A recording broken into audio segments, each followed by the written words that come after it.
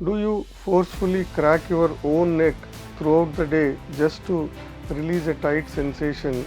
Stop doing it immediately.